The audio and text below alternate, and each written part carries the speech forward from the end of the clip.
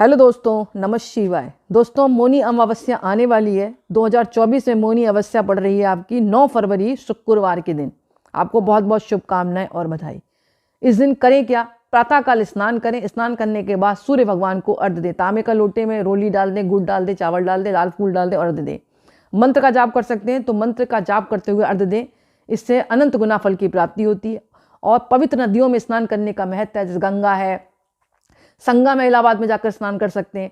अब तबीयत खराब भी है और नहीं भी जा पा रहे हैं किसी कारणवश, तो घर पर भी बाल्टी में जल भरकर उसमें गंगा जल डालकर स्नान कर सकते हैं। स्नान करते वक्त आपको मंत्र बोलना है, हर हर गंगे या ओम नमः शिवाय का जाप करते रहें। दोस्तों, अमावस्या तिथि भगवान शिव की भी मानी गई है, भगवान विष्णु और लक्ष्मी की भी मानी गई है, भगवान कृष्ण भगवान की भी मानी गई है। आपके जो भी इष्ट देवता हैं उनका ध्यान करें।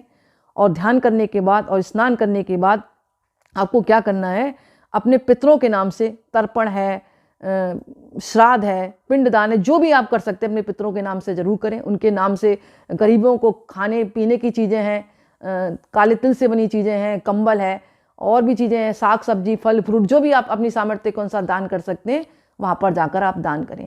मांग का महीना चल रहा है तो तिल का बहुत ज़्यादा महत्व है, तो तिल की चीज़ें बनी हुई आप दान करें। कोई भी लक्ष्मी जी का मंत्र आप जाप कर सकते हैं पूरे दिन, ओम लक्ष्मी नमः, ओम लक्ष्मी नमः, या कनक धारा स्रोत का पाठ करें। जैसे कि मैंने बताया कि लक्ष्मी जी का भी दिन माना गया है, तो कनक धारा स्रोत का पाठ कर सकते हैं, लक्ष्मी सूतक का भी पाठ कर सकते हैं, थोड़ा सा छोटा मोटा हवन भी कर सकते हैं। और दोस्तों, ये जो मौनी अमावस्या है, इस दिन अगर आप कुछ नहीं कर सकते तो मौन धारण करें 1-2 घंटे जरूर। मतलब मन को शांत करके और मुंह बंद करके रखें पूरे दिन, मतलब ज़्यादा बात ना करें। मौन का बहुत ज़्यादा महत्व है, इसलिए इसका नाम मौनी अमावस्या रखा गया है। दोस्तों, मौनी अमावस्या नाम क्यों पड़ा? इस दिन ये भी कहा जाता है कि ऋषि जो मनु थे ना, मनु का जन्म हुआ था इस दिन, उनके जन्म दिवस के रूप में बनाया जाता है। और मौनी अमावस्या पर मौन रखने का कारण क्या है ये भी बता रही मैं आपको। मौनी अमावस्या पर मौन इसलिए रखा जाता है, एक तो मैंने बताया कि मनु का जन्म हुआ था इसलिए। दूसरी चीज़, चंद्रमा को मन का देवता माना गया और अमावस्या के समय चंद्रमा के दर्शन नहीं होते, जिसके चलते मनुष्य की मन की स्थिति बिगड़ने लगती है। इसलिए मौनी अमावस्या के दिन चुप रहकर और मौन धारण करके मन की स्थिति को संभालने की कोशिश की जाती है। और ताकि मन जब मुंह जब शांत रहेगा तो मन जो है ईश्वर में लगा रहेगा। और इस दिन दान पुण्य का महत्व है, इसीलिए कहा जाता है कि मौनी अमावस्या का नाम रखा गया है। एक बात तो ये आ गई। दूसरी चीज़, अगर आपकी कुंडली में चंद्रमा की स्थिति ठीक नहीं है तो छत पर जाएं। हालांकि चंद्रमा इस दिन ज़्यादा दिखाई नहीं देगा, मामूली सी हल्की सी रोशनी होगी, फिर भी आप उनके नाम से मतलब एक लोटे में जल भरकर जरूर अर्घ्य दें। इससे क्या होगा, आपका जो मन है वो ठीक रहेगा, मन की चंचलता भी दूर होगी। और अमावस्या के दिन जो है क्या, मन में मतलब उथल पुथल बहुत ज़्यादा हो जाती है, क्योंकि कुंडली में अगर चंद्रमा की स्थिति ठीक नहीं है तो मन आपका शांत नहीं रहेगा। इसीलिए मैंने कहा कि छत पर जाकर आपको अर्ध चंद्रमा को जरूर देना चाहिए। मैंने जैसे बताया, हल्का हल्की रोशनी दिखाई देगी, पूर्ण चंद्रमा तो पूर्णमासी को ही दिखाई देता है। दूसरी चीज़, इस दिन आप दान पुण्य बहुत ज़्यादा करें, और जो भी दान पुण्य कर रहे हैं उसमें काले तिल का बहुत ज़्यादा महत्व है। और पीपल के पेड़ पर जाकर दिए जलाएं, तुलसी के पेड़ के पास पर दिए जला सकते हैं। अपने पितरों के नाम से पेड़ पौधे लगाएं, उससे भी पितरों का आशीर्वाद मिलता है। पशु पक्षियों की सेवा करें, गाय की सेवा करें। और दोस्तों, अमावस्या की रात्रि आपको कथा जरूर सुननी चाहिए। मौनी अमावस्या की विशेषकर कथा सुनने से कहते हैं जीवन में आने वाली बाधाएं दूर होती हैं। तो शाम के समय चौकी स्थापित करके भगवान विष्णु या भगवान शिव की कोई भी फोटो हो उसको रख दें, या लक्ष्मी जी की फोटो रख दें और कथा पढ़ें।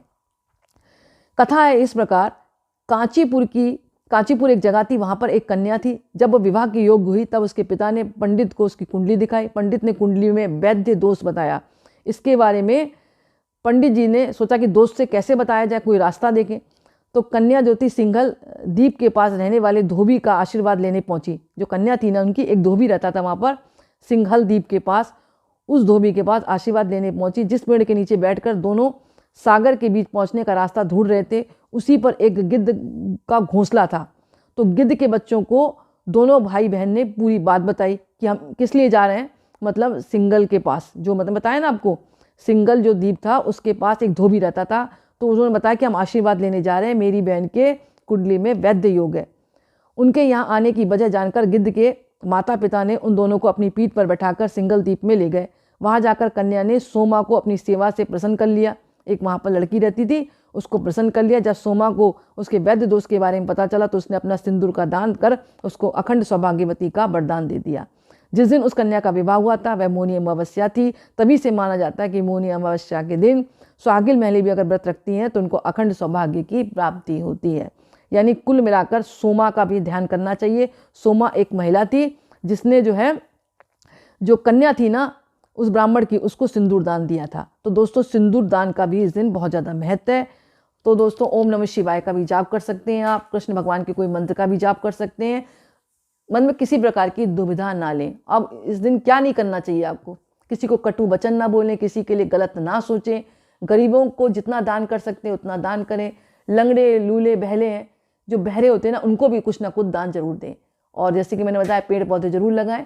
तो ये काम आप मौनी अमावस्या पर जरूर करें। तो दोस्तों आज का वीडियो मैं यही समाप्त करती हूँ। पसंद आए तो लाइक करें, दूसरों को शेयर करें और कमेंट्स में नमः शिवाय जरूर लिखें। बहुत बहुत धन्यवाद।